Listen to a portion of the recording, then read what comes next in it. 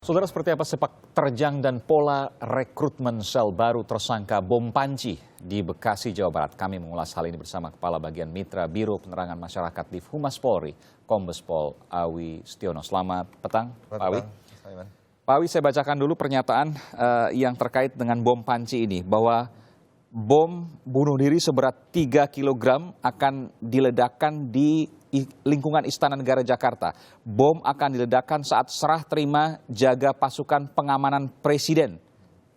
Apakah informasi ini valid, benar?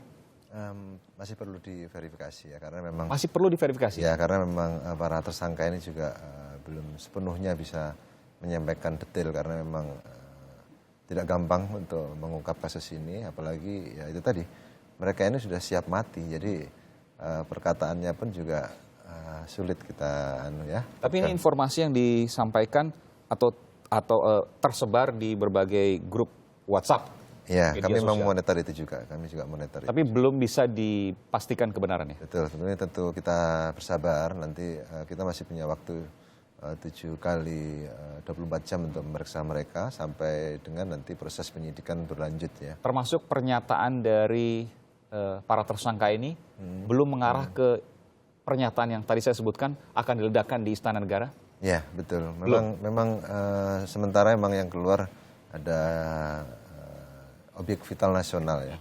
Tentunya nanti kalau memang betul itu larinya memang ke istana, tentunya kita juga akan buka selebar-lebarnya. Tapi kembali lagi kita memang tetap praduga tidak bersalah. Kita juga berikan kesempatan kepada para penyidik untuk mengungkap seterang-terangnya kasus teror ini. Tapi yang fix, yang pasti adalah target mereka objek vital nasional. Iya, betul.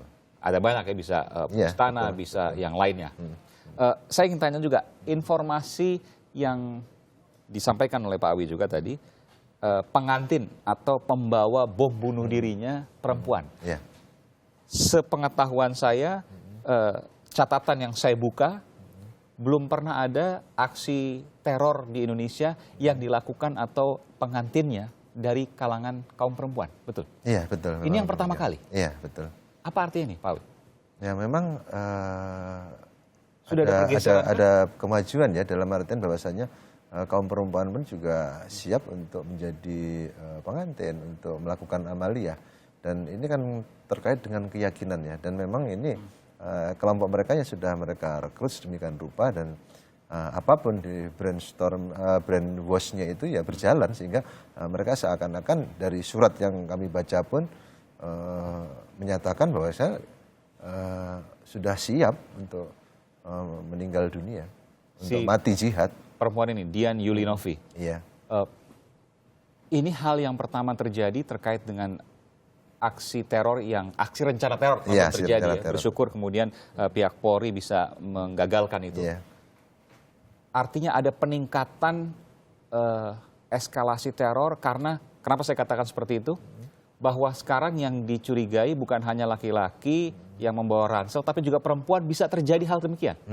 Bisa tidak menutup kemungkinan, karena memang ini yang kita ungkap ada hal yang baru ya. Karena yang dulu-dulu tadi belum pernah, walaupun ya bisa juga ya yang bersangkutan atau kelompok-kelompok ini, sel-sel kecil dari BN ini memang bisa mengopi dari kegiatan-kegiatan yang ada di luar negeri, di Syria misalnya. Ada sel baru juga yang diungkap oleh polisi, termasuk yang mengajak atau merekrut perempuan ini, Dian Yulinovi.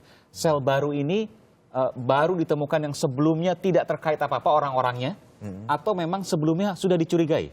Sebenarnya orang-orang ini juga pelaku-pelaku lama yang tersebar ya. Kemudian dikumpulkan lagi. Semuanya yang 4 tersangka ini? Ada beberapa ya pemain lama, sehingga tim juga bisa mengendus pergerakan-pergerakan mereka, dan alhamdulillah kemarin itu pergerakan itu sudah bisa tercium sampai pembuatan bom kemudian dibawa ke Jakarta itu tim bisa membuntutinya.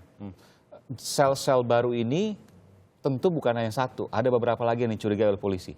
Ya, quote and quote memang kita patut waspada itu, karena memang apa yang disampaikan dari BN dari Syria sana menyampaikan ya untuk rekrutmennya itu melalui sel-sel kecil-kecil, sehingga tidak menutup kemungkinan ada sel-sel kecil yang lainnya.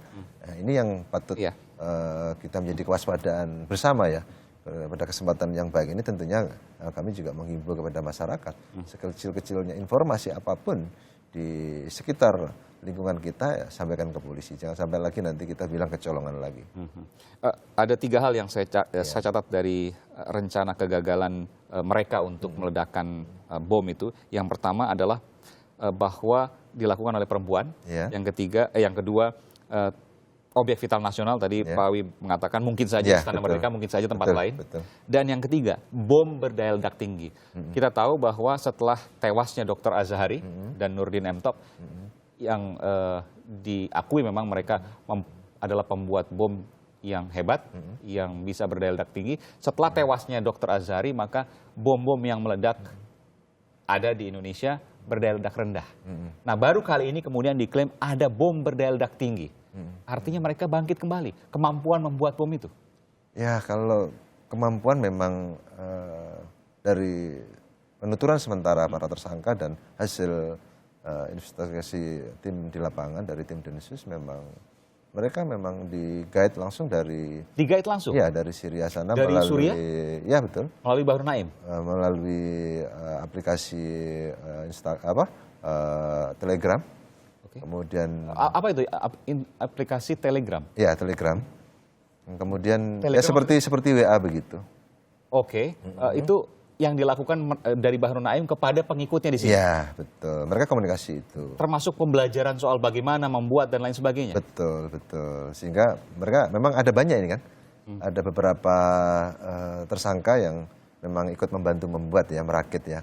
Karena memang ini masih juga ada DPO-DPO yang memang ahli juga membuat bom. Dan kita juga masih kejar tim Densus ya, kita semoga ini segera ketangkap semuanya. Itu aplikasi yang tadi Pak Awi sampaikan, aplikasi Telegram, terus terang saya baru dengar juga itu. Itu ada di perangkat telepon pintar. Iya, betul. Sudah diidentifikasi tentunya oleh polisi Ya, terkait tadi makanya kita bisa sampaikan demikian yang terjadi. Ya, bagaimana cara merakitnya, kemudian bahannya apa saja, mereka langsung digait dari dan firm bahwa itu kemudian disampaikan atau diajari oleh Bahru Naim yang ada di Suriah. Dan Bahru Naim akan terus mencari saluran-saluran baru, kalau itu dikunci maka dia akan mencari yang lain untuk bisa berkomunikasi dengan para pengikutnya. Betul, betul. Termasuk juga adanya aliran dana itu juga kita terus kita monitor juga. Jadi selain proses pengajaran tadi, aliran dana juga dikirimkan dari Suriah ke Indonesia. Iya, sementara info yang kita dapatkan demikian. Luar biasa. Di Karanganyar, di Sukoharjo ya, di Sukoharjo, Karanganyar, Jawa Tengah, itu kategorinya perakit bom yang ditemukan berdaya ledak tinggi atau bukan? Iya, betul. Firm bahwa itu pelaku perakit bom dan berarti dia pernah berkomunikasi dengan Bahru Naim.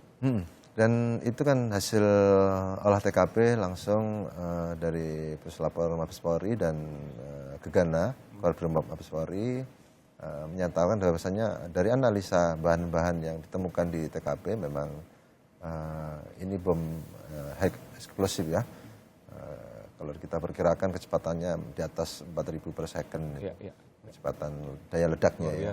Dan 300 meter radius untuk ya, makanya kemarin sampai semalam itu kan kita lakukan sterilisasi perimeter sampai 200 sampai 300 meter dari TKP dikosongkan itu karena memang kita tidak ingin ada hal yang kita tidak inginkan. Dan yang saya perhatikan mereka menyewa rumah hanya 2-3 hari, paling lama ada yang setahun, tapi mereka jarang bersosialisasi dengan lingkungan sekitar.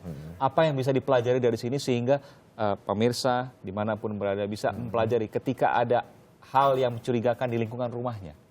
Apa ciri-cirinya? Kan tentu ini mungkin ini kos-kosan nih misalnya, atau ini rumah kontrakan, tapi orangnya pergi pagi pulang sore atau malam, jadi nggak pernah interaksi. Dan kemudian ya sudah berjalan begitu saja. Tahu-tahu ada kemungkinan dia teroris. Hal seperti itu mungkin saja terjadi kan Pak? Iya, betul. Bagaimana kemudian warga sekitar bisa ikut menjaga supaya hal itu tidak terjadi? Ya, memang kita harus berharap kepada masyarakat yang memiliki kos-kosan atau kontrakan ya harus care terhadap itu. Jadi yang pertama pemilik kos-kosannya itu. Betul, karena memang dari kejadian ini sebenarnya pemilik ternyata sudah mau berusaha mau menyapa dalam artian 1-2 hari ini ternyata keduluan kita tangkap. Maksudnya apa ya? alangkah baiknya yang demikian itu memang harus di asesmen sebelumnya gitu loh. Ini siapa, KTP-nya dari mana, asal-usulnya yang jelas. Jadi jangan sampai lagi nanti terjadi yang demikian-demikian di lingkungan sekitar kita tidak tahu. Baik, baik. Terima kasih Pak Komisaris Besar Awi Setiono, Kabak Mitra di Humas Polri, telah memberikan informasi di Kompas Petang.